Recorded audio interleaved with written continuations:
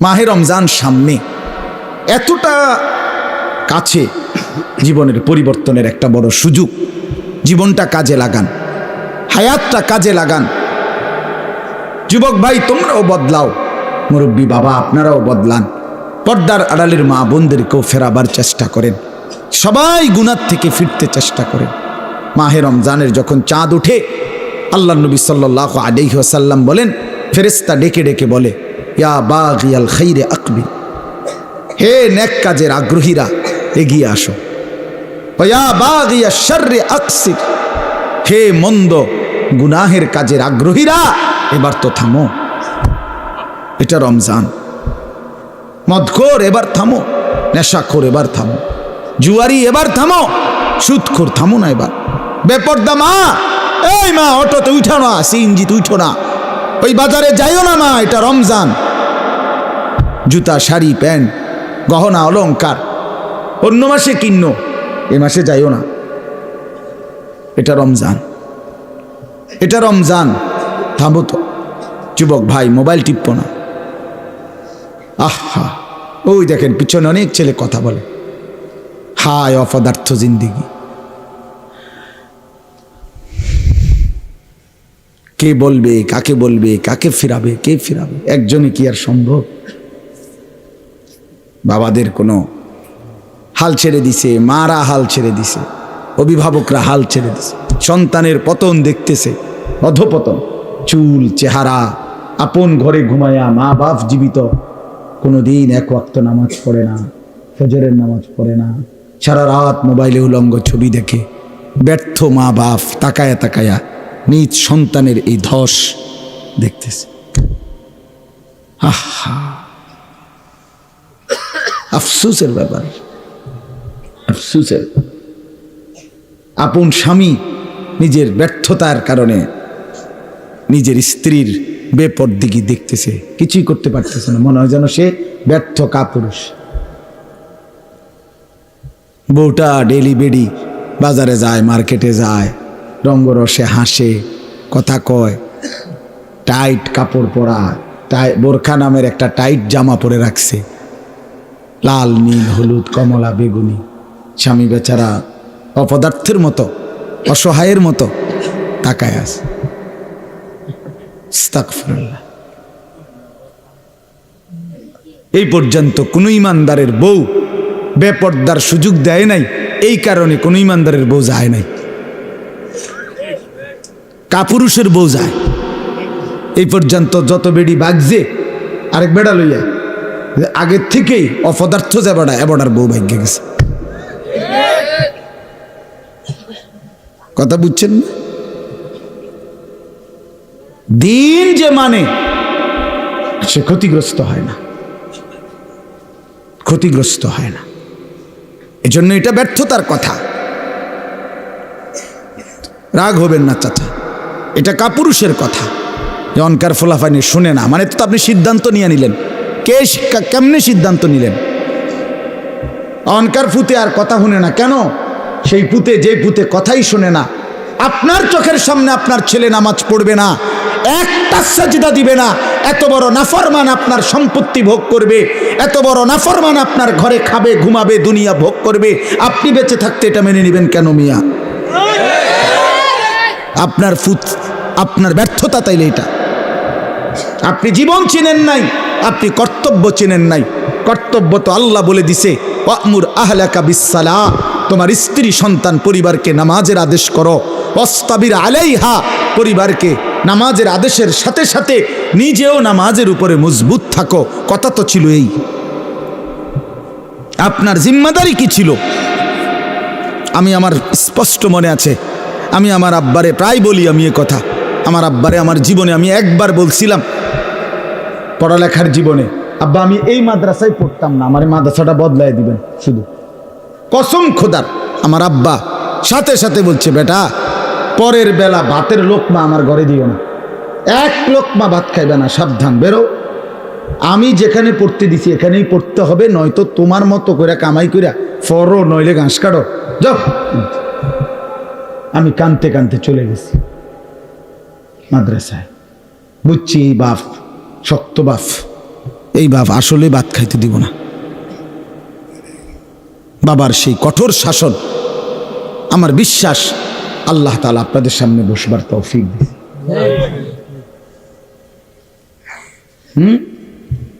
আমার জীবনের সার্থকতা কি? আমার স্ত্রী সন্তান যদি ধ্বংস হয়ে যায়, সোফা দিয়ে আমি করব কি? খাট দিয়ে আমি করব কি? বিল্ডিং দিয়ে আমি করব কি? বলেন কি করব আমি? আমার জীবনটা কি? রাহিমাল্লাহু ওয়ালিদান আনা ওয়ালাদাহু আলা বিররি। নবী সাল্লাল্লাহু আলাইহি ওয়াসাল্লাম বলেন, আল্লাহ তাআলা ওই মা বাবার উপরে দয়া করে যে তাদের সন্তানদেরকে নেক কাজে সাহায্য করে। নবী সাল্লাল্লাহু আলাইহি ওয়াসাল্লাম বলেন, মা নাহালা ওয়ালিদুন ওয়ালাদাহু মিন নহলিন মিন আদাবিন হাসান। কোন মা বাপ তাদের সন্তানকে সবচেয়ে বড় যা কিছু উপঢৌকন এই পৃথিবীতে দিয়ে যায়, সেটা কি? সবচেয়ে বড় কোনটা? নবীজি বলছে আদাবুন হাসান, উত্তম আখলাক, উত্তম দ্বীন, উত্তম আদব। এটা যারা শিখিয়ে গেল তারাই তাদের সন্তানকে সর্বশ্রেষ্ঠ নিয়ামত দিয়ে গেল। রাসূলুল্লাহ সাল্লাল্লাহু আলাইহি ওয়াসাল্লাম বললেন, নবীজি বলছে, এক সাহাবী জিজ্ঞেস করছে, ইয়া রাসূলুল্লাহ মা হাক্কুল ওয়ালাদ, সন্তানের হক কি? আলাল ওয়ালিদ, পিতামাতার উপরে। নবীজি বলছেন আন ইউহসিনা ইসমাহু ওয়া ইউহসিনা আদাবাহু। নবীজি বলছে তার প্রথম হক দুইটা, তার জন্মের পরে তার একটি সুন্দর নাম রাখা, আরেকটা হক তাকে উত্তম আদব, উত্তম আখলাক শিখায় দেয়। হযরত আলী রাদিয়াল্লাহু তাআলা আনহু বলছেন, কোরআনে আছে, ইয়া আইয়ুহাল্লাযীনা আমানু কু আনফুসাকুম ওয়া আহলিকুম নারা। হে ঈমানদারগণ, তোমরা তোমাদের নিজেদেরকে এবং পরিবার পরিজনকে জাহান্নামের আগুন থেকে বাঁচাও। এটা আপনারা শুনছেন না কথা? এটা তো হযরত আলী এই আয়াতের তাফসিরে বলছে পরিবারকে জাহান্নামের আগুন থেকে বাঁচাও কিভাবে? তো হযরত আলী বলছে আল্লিমুহুম ওয়া আদ্দিবুহুম, তোমরা তোমাদের পরিবারের সদস্যদেরকে কোরআন সুন্নাহর ইলম শিখাও এবং কোরআন সুন্নাহর আদব আখলাক শিখাও, তাইলেই জাহান্নামের আগুন থেকে বাঁচাইলা। যেই মা বাপ, সাফ কথা, আপনারা যারা আপনাদের ছেলে মেয়েকে ছোট্টবেলায় আল্লাহর কোরআন রাসূলের সুন্নাহ থেকে বঞ্চিত করেছেন, কসম খোদার মনে রাখেন হাসরের ময়দানে চূড়ান্তভাবে লাঞ্ছিত হবেন, বেইজ্জতি হবেন, কোটি কোটি হাসরের মানুষের সামনে অপদস্থ হবেন। কার হাতে? কার হাতে লাঞ্ছিত হবেন? আপনার ছেলেটার হাতে, আপনার মেয়েটার হাতে, অন্য কারো বেড়াইতে রাতে না, আমনের ফুতের হাতে। আমনের ফুত, আমনের জি, যাকে আপনি দিন শিখান নাই, নামাজ শিখান নাই, বঞ্চিত করেছেন কোরআন সুন্নাহ থেকে, সে সেদিন আল্লাহর কাছে বলবে, আল্লাহ আজ আমি মা বাপকে বেইজ্জতি করব, ওরা আমারে বরবাদ করে দিছে, আজ আমি জাহান্নামী হলাম ওদের খামখেয়ালির কারণে। 7 বছর বয়সে আল্লাহ আমি কিছুই বুঝতাম না, 6 বছর বয়সে আমি অবুঝ ছিলাম। সেদিন যদি তারা মজবুত সিদ্ধান্ত নিত আমাকে দিন শেখাবে, তাহলে আমার এই ভুল হতো না। রব্বানা গালাবাত আলাইনা শিকওয়াতুনা, কোরআনে আছে, জাহান্নামী জাহান্নামের ভীষণ আগুনে উথাল পাতাল ঢেউ খাবে, আর আল্লাহকে বলবে, আল্লাহ আমার এই কপাল মন্দ, আমি দুর্ভাগা কপাল নিয়ে আসছি, আল্লাহ আমার কপালটা মন্দ, আমি করলামটা কি? এত সুন্দর হায়াত কি করলাম আমি? কিভাবে নষ্ট করে দিলাম? ওয়াকুন্না কওমান দাল্লিন। আর জাহান্নামী বলবে, আল্লাহ আমি এক পথভ্রষ্ট গ্রুপের, সম্প্রদায়ের এক পথভ্রষ্ট গ্রুপ, নাফরমান গ্রুপের অন্তর্ভুক্ত ছিল। আমি যাদের সাথে চলতাম ফিরতাম, ওরা বিড়ি খাইতো, মদ খাইতো, গাঁজা খাইতো, সুদ খাইতো, ঘুষ খাইতো, কথায় কথায় গাইল লাইতো, নারীর ছবি, নাচ গান, নর্তকীর ছবি, উলঙ্গ দৃশ্য দেখতো। আল্লাহ আমি ভালো মানুষ পাই নাই, কোনোদিন একটা ভালো মানুষের ছোঁয়া পাইনি, ফলে আজ আমি ধ্বংস হয়ে গেছি। উত্তম সঙ্গী অনেক বড় নিয়ামত। আমার ড্রাইভার, আমার এই সারা জীবন, যে 5 বছর সে আমার গাড়ি চালায়, আমি যতবার তারে চলার পথে নামাজের কথা মনে করাইছি, আমার চাইতে কমপক্ষে 1000 বার বেশি সে আমারে মনে করে। ঠিক এই 5 ওয়াক্ত নামাজের জন্য তার খেয়াল জামাত ধরার প্রতি আমার চাইতে 100 গুণ বেশি। 100 গুণ বেশি। আলহামদুলিল্লাহ, আল্লাহর দয়া। আমি তো মনে করি আল্লাহ পাকের মেহেরবানি, এই বছর এই যে আগামী শুক্রবার আমার উমরার ফ্লাইট, সেও যাবে আমার সাথে। বলছে আমি কেমনে যাবো, আমি কেমনে যাবেন চাইবেন, কেমনে যাবেন আল্লাহ ব্যবস্থা করবো। সে যাবে ইনশাল্লাহ, তারও ফ্লাইট আমার সাথে, আমার শায়েখের সাথে। এই জন্য বললাম, জাহান্নামী বলবে আল্লাহ আমি ভালো মানুষ পাই নাই। যুবক ছেলেরা আফসোস করবা এই অসৎ বন্ধুর জন্য, যে তোমারে নারীর ছবি, নাচ গান আর বিকৃত হাসি দিয়ে নষ্ট করে দিছে। তোমারে কোনো মেয়ের সাথে লাইন করায় দিছে, তোমারে কোনো জুয়ার আড্ডায় শিখায় দিছে, তোমারে কোনো মদের আড্ডায় নিয়ে গেছে। মাথা নোয়াইও না, মাথা নোয়াইলে কি লাভ হইবে? আমার থেকে বাঁচে গেলে তো লাভ নেই, আল্লাহর থেকে বাঁচবে কিভাবে সেটা ভেবে দেখে। আমি তো এমনিই চলে যাব, একটু পরে আমি চলে যাব না, আপনারা আপনাদের পথে চলে যাবেন না, তো কে কার কাছে আটকায়? কিন্তু আল্লাহর কাছে। এই জন্য আজকে রমজান সামনেই, আমরা সবাই মিলে নিয়ত করি আমরা বদলাবো ইনশাআল্লাহ। মান লাম ইয়াদা কাওলা যুর ওয়াল আমালা বিহি ফালাইসা লিল্লাহি হাজাতুন আন ইয়াদা তাআমাহু ওয়া শারাবাহু। নবী সাল্লাল্লাহু আলাইহি ওয়াসাল্লাম বলেন, যে ব্যক্তি রমজান পেল, রোজা রাখলো, অথচ মিথ্যা কথা, মিথ্যা আচরণ, অন্যায়, অশ্লীলতা, চুরি, ডাকাতি, গুনাহের আচরণ ছাড়তে পারলো না, রাসূল বলেন হায় নাফরমান, তোমার এই খাদ্য আর পানীয় থেকে বিরত থাকার কোনো প্রয়োজন আল্লাহর কাছে নাই। আল্লাহ ভাতের অভাবে, পানির অভাবে তোমারে রোজা রাখতে বলে নাই, তোমারে জান্নাত দেওয়ার জন্য রোজা রাখতে বলছিল। তোমারে বলছে লাআল্লাকুম তাত্তাকুন, তোমারে বলছে আমি মুত্তাকি বানাবো বান্দা তোকে, তোর ঈমান আমি নিলাম বান্দা। ইয়া আইয়ুহাল্লাযীনা আমানু, হে ঈমানদারগণ, মানে হলো বান্দা আমি তোমার ঈমান নিলাম, এবার আমি তোমাকে তাকওয়া দেব, লাআল্লাকুম তাত্তাকুন। তাইলে মাঝখানে একটা মাস সময় নিলাম, ঈমান তোমার গ্রহণ করলাম, তাকওয়া তোমাকে দেব। ঈমান আর তাকওয়া হবে, তোমার ঠিকানা হবে সরাসরি জান্নাত। যে মুত্তাকি সে জান্নাত, যে মুত্তাকি সে কি? উইদ্দাত লিল মুত্তাকিন। আল্লাহ বলছে জান্নাত বানানোই হয়েছে মুত্তাকিদের জন্য। আল্লাহ বলে আমি একটা মাস সময় নিলাম, 30টা দিন বান্দা গুনাহ ছেড়ে দাও, আমার ইবাদতে ডুবে যাও, লেগে যাও। 30 দিনের মাথায় আমি তোমারে মুত্তাকি বানাবো, জান্নাতি বানাবো। ঈমান তোমার পাসপোর্ট, তাকওয়া তোমার ভিসা। পাসপোর্ট নিলাম রোজার আগে, ঈমান নিলাম, একটা মাস রোজার মাস, গুনাহ থেকে বাঁচবা, ইবাদতে লাগবা। 30 দিনের মাথায় আমি আল্লাহ ঈমানের পাসপোর্টে তাকওয়ার ভিসা লাগায় দেব, জান্নাতের ফ্লাইটে উঠায় দেব। ঈদের দিন ফ্লাইট। ফ্লাইট কোন দিন? ঈদের দিন ফ্লাইট। ঈদের দিন ফ্লাইট, 1 মাসে ফ্লাইট, 1 মাসে 31 দিন যাব না,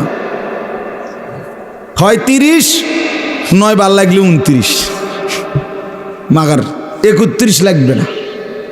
31 রোদ হোক, বৃষ্টি হোক, শীত হোক, গরম হোক, ফ্লাইট কোন দিন? ঈদের দিন, জান্নাতের ফ্লাইট।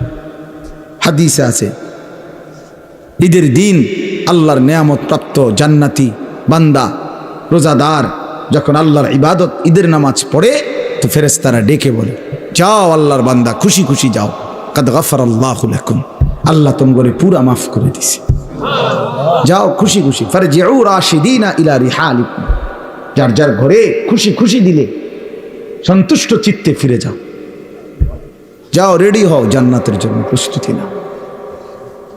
এই জন্য ইনশাআল্লাহ রমজানকে কাজে লাগাবো, ঠিক আছে ইনশাআল্লাহ? বলেন ইনশাআল্লাহ। দেখেন আল্লাহ স্পষ্ট বলছে 5টা আয়াতে, কোরআনুল কারীমের সূরা বাকারার 183 নম্বর আয়াত থেকে 187, 5টি আয়াতে রোজার কথা, রমজানের কথা বিস্তারিত বলছে। বলে আল্লাহ লাস্ট বলছে, কাযালিকা ইউবায়্যিনুল্লাহু আয়াতিহি লিন-নাস।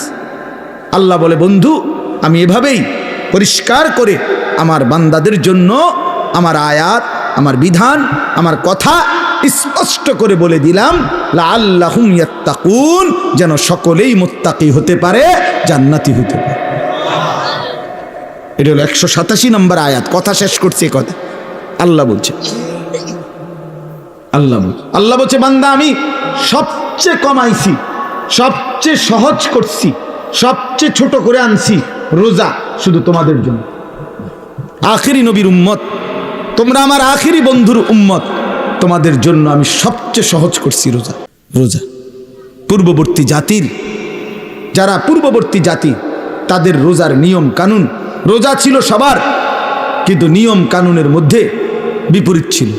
বিশেষ করে আমাদের নবী সাল্লাল্লাহু আলাইহি সাল্লামের সাহাবায়ে কেরামের আমলে তাফসীরে আছে স্পষ্ট, ওলামায়ে কেরাম জানে যখন রোজা ফরজ হয়েছে, মজার কথা শুনেন, যখন রোজা শুরু হয়েছে সাহাবীদের জামানায়, তখন রোজা কেমনে রাখত?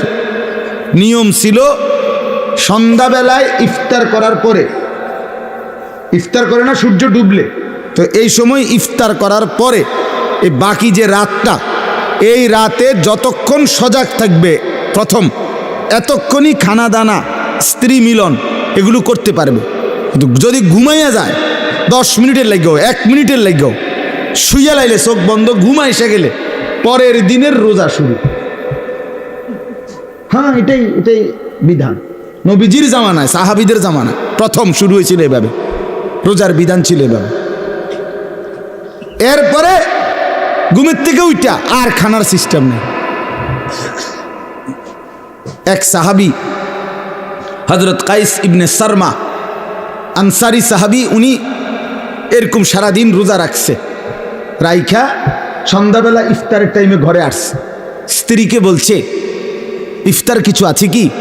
স্ত্রী বলছে কিছুই নাই ঘরে, আপনি একটু অপেক্ষা করেন, বসেন, আমি পাশের বাড়ির থেকে কিছু খাবার বা কিছু নিয়ে আসি। স্ত্রী গেছে পাশের ঘরে, কিছুটা তাদের কাছ থেকে খাবার ধার নিয়ে ঘরে আসছে। আইসা দেখে ওনার স্বামী সারাদিন ক্লান্তিতে মেহনত করে আসছে, একটু কাইট হয়েছিল, ঘুমায় আসছে। এখন স্ত্রী তো ঘুম থেকে জাগায় বলতেছে ইন্নালিল্লাহ, আপনার তো রোজা শুরু হয়ে গেছে। বলছে হ্যাঁ, আমি আর কি করব এখন, তার কিছুই খাইতে পারে না। তো আজকের সারাদিন উপাস, সারা রাত উপাস, পরের দিন দুপুরবেলা এই সাহাবী বেহুশ হয়ে গেছে, আর উঠতে পারতেছে না। কেন? লাগাতার এই কষ্ট। কথা বুঝছেন কিনা? এখান দিয়ে 12, হেন দিয়ে 12, 24 ঘন্টা, আরো ওহেন দিয়ে ধরেন আপনি 6-7 ঘন্টা, প্রায় 30-32 ঘন্টা পরে উনি কি হয়ে গেছে? বেহুশ হয়ে গেছে। নবী সাল্লাল্লাহু আলাইহি ওয়াসাল্লামের কাছে জানানো হয়েছে। আরেক সাহাবী রাত্রিবেলা ঘুম থেকে উঠে বেখেয়ালে ওনার স্ত্রীর সাথে মিলিত হয়েছে, তো ওনারও বড় ক্ষতি হইল, কারণ রোজা তো শুরু হয়ে গেছে। এই দুইজনের দুই বিষয়ের কারণে আল্লাহ তাআলা বলছেন বন্ধু ঠিক আছে চলেন আরো কমায়, আপনাকে যে আমি ভালোবাসি, আল্লাহ বলছেন বন্ধু আপনাকে যে খুব পছন্দ করি, আপনার উম্মত তো আপনাকে ভালোবাসলে আপনার সাথে যা কিছু সব কিছুকেই আমি ভালোবাসি, আপনার উম্মতকেও ভালোবাসি, আপনার গায়ের চাদরকে ভালোবাসি, আপনার গায়ের কম্বলকেও ভালোবাসি। কোরআনে আছে ইয়া আইয়ুহাল মুজাম্মিল ইয়া আইয়ুহাল মুদ্দাসসির। নবীজি কখনো চাদর গায়ে দিছেন, আল্লাহ বলছে হে চাদর পরা নবী। নবীজি কম্বল গায়ে দিছেন, তা আল্লাহ বলছে হে কম্বল পরা বন্ধু আমার। তার মানে কি? এটা কেমন মায়ের কথা? হে রুমালওয়ালা ভাই, আমরা বলি না এটা? তো আল্লাহ যেন বলছে বন্ধু আপনার সাথে যা লাগে সব আমার কাছে প্রিয় হয়, চাদরও দামি, কম্বলও দামি। আয় হায়, যদি চাদর দামি হয়, কম্বলও দামি হয় নবীর সাথে, আপনি আমি লাগলে কি পরিমাণ দামি হব? তাহলে কেন দাড়ি কাটেন? দাড়ি কাটেন কেন বাপ? কাইটেন, এটা অভদ্রতা, অসুন্দর।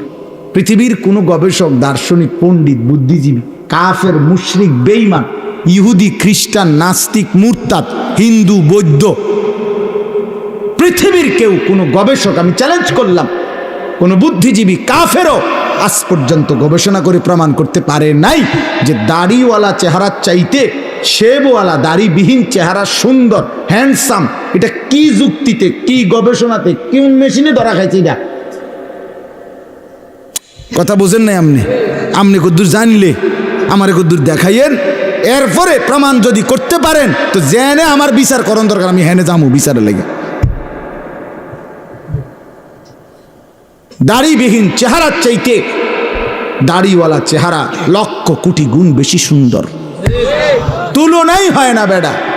এ তো কাপুরুষের চেহারা বেটা, যে নিজের দেহকে বিকৃত করে, নিজের শরীর চেহারাকে যে বিকৃত করে দেয়, তার হিম্মত কোথায়, সাহস কোথায়, তার পৌরুষ কোথায়, বীরত্ব কোথায়? নিজের চেহারাকে যে বিকৃত করে, নিজের চেহারা নিয়ে যে নিজে লজ্জিত, তো তারই ইজ্জত দিব কে? তারই সম্মান দিবে কে? নিয়ে আল্লাহ আমাদেরকে মাফ করে দেন। তো আল্লাহ তাআলা বললেন, তো এই দুই সাহাবী দুইটা ঘটনা ঘটলো, আল্লাহ তাআলা বললেন বন্ধু চলেন সহজ করে দিই, আরো সহজ করে।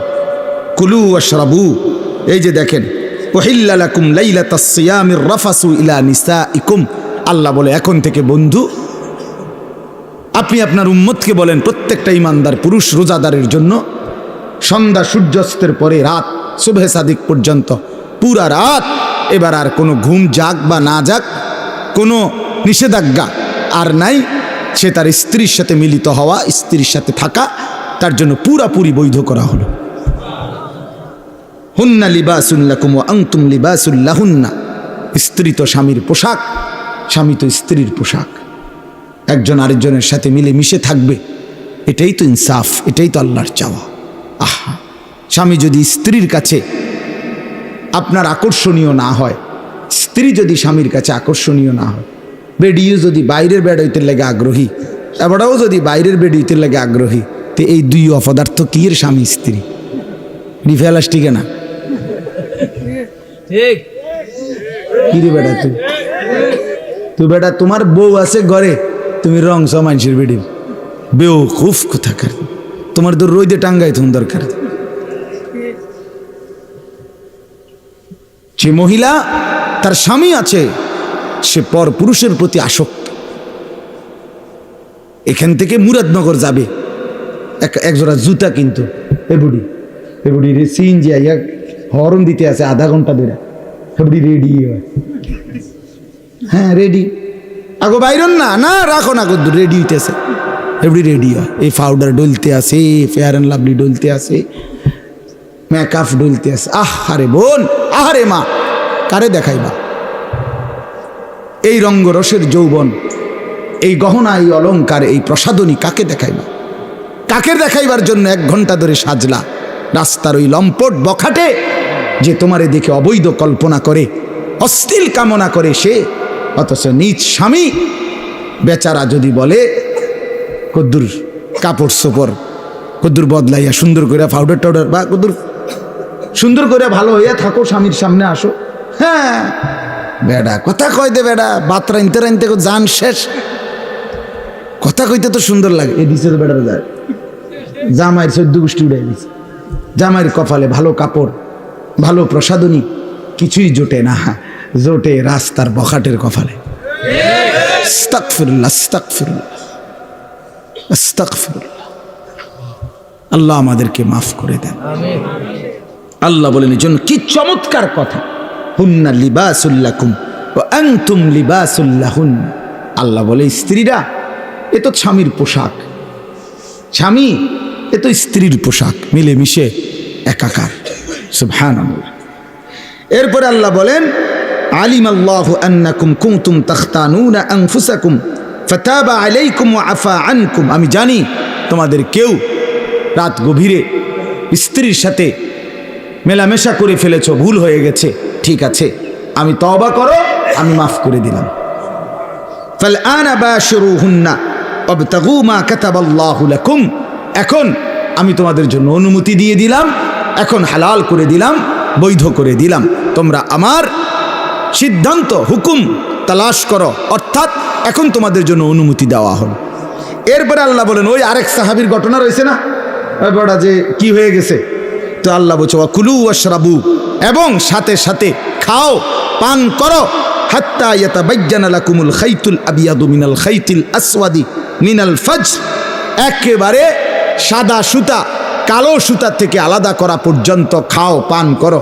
তার মানে রাত্রির কালো রেখা থেকে যখন সুবহে সাদিকের সাদা নতুন রেখা আসে, দাগ আসে, রেখা, সাদা রেখা, ওই পর্যন্ত খাইতে থাকো।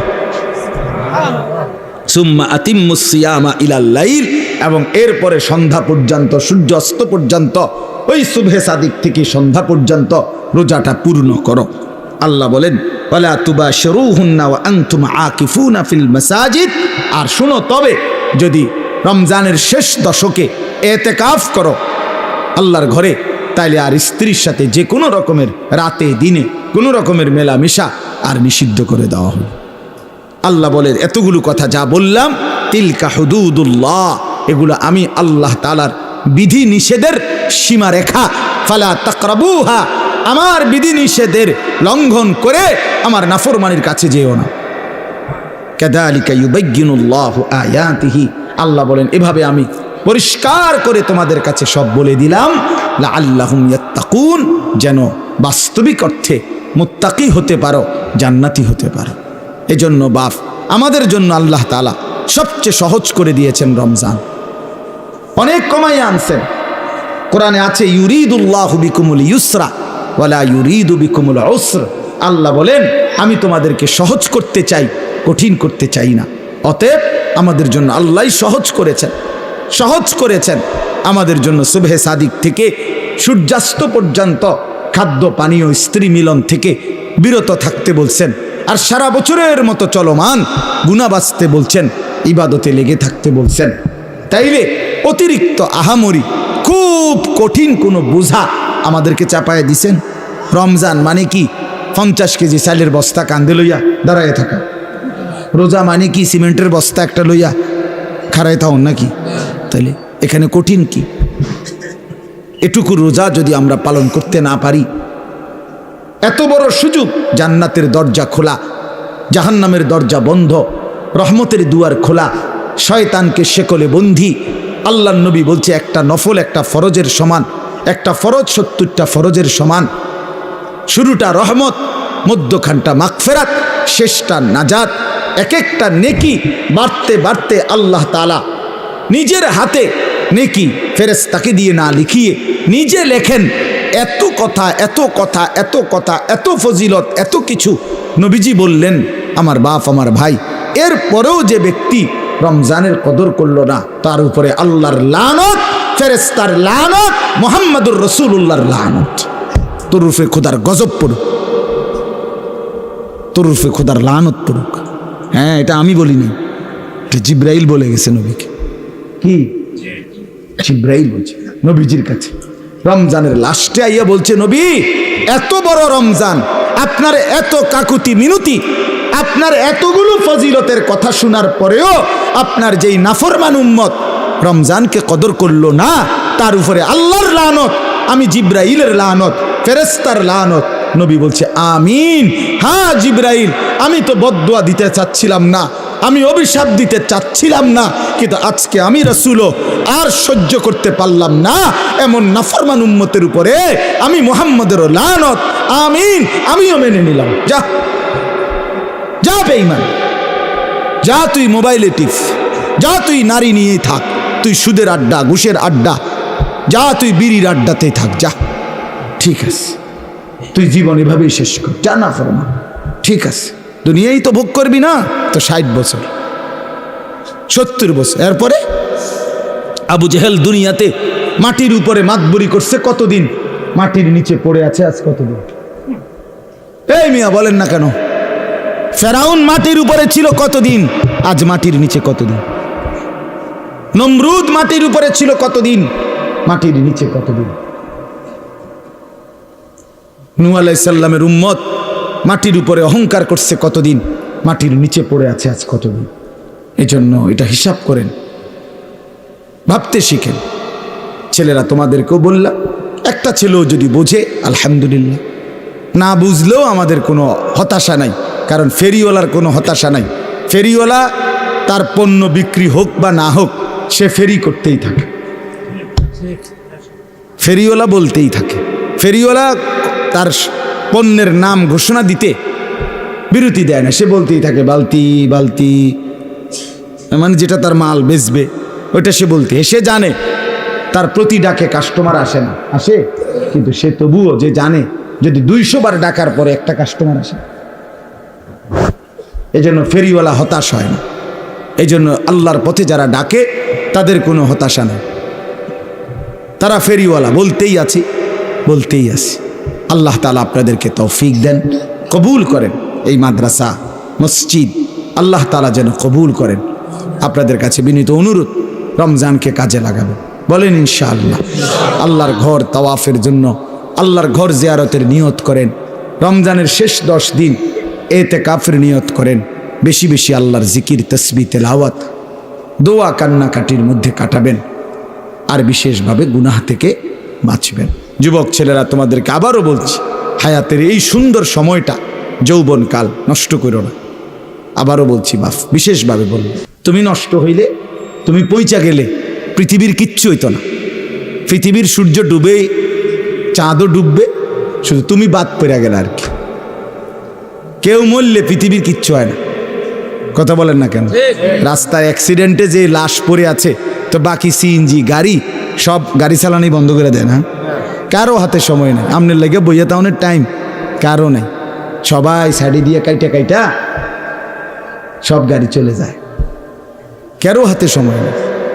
এই জন্য বন্ধু, কারো মৃত্যুতেই যেখানে কারো হাতে সময় নাই, তো তুমি আর আমি নষ্ট হয়ে গেলে কার হাতে সময় আছে? কার হাতে সময়? নিজের জীবনটাই নিজে নষ্ট করে দিলাম, নিজের বরবাদি নিজে করলাম। এই জন্য শেষ পর্যন্ত কবরে আমি একাই, হাসরে আমি একাই, ফুলসেরাতে আমি একাই। কাজেই আমার বুঝ আমাকেই করতে হবে। আল্লাহ আমাদেরকে তৌফিক দেন, কবুল করেন।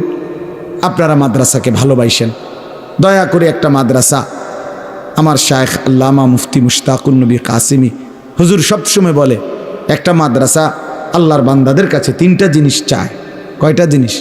1 নাম্বার দোয়া, মুসলমান দোয়া করবে মাদ্রাসার জন্য, এটা একটি মাদ্রাসা কামনা করে। 2 আতফাল, মুসলমানের সন্তান, মুসলমানদের ছেলে মেয়ে মাদ্রাসায় পড়বে, ঠিক কি না বলে? মাদ্রাসা শুধুই মুসলমানদের প্রতিষ্ঠান, মাদ্রাসা হিন্দুর বাচ্চা পড়বে না, ইহুদি খ্রিস্টান নাস্তিকের বাচ্চা পড়বে না। কাজে মাদ্রাসা মুসলমানদের প্রতিষ্ঠান, যেন মুসলমানের সন্তান মাদ্রাসা কামনা করে। 3 নাম্বার আমওয়াল, মুসলমানের দান, সাদাকা, মাল।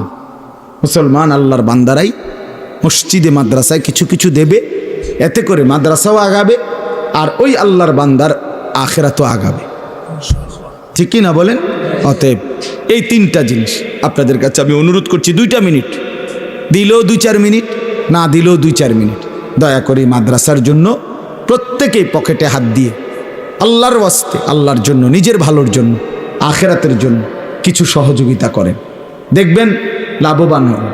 রমজানের হায়াত কামনা করে দান করেন, রমজান পর্যন্ত পৌঁছার আশায় দান করেন, নিজের ভিতরে ঈমান আমলের তৌফিকের জন্য দান করেন। 1জন বা 2জন বড় ছাত্র আছে কিনা দেখেন মাদ্রাসার, অথবা এমনি থেকে কেউ উঠে নেন, হাতে নিবেন, রুমালে না, হাতে হাতে নিবেন।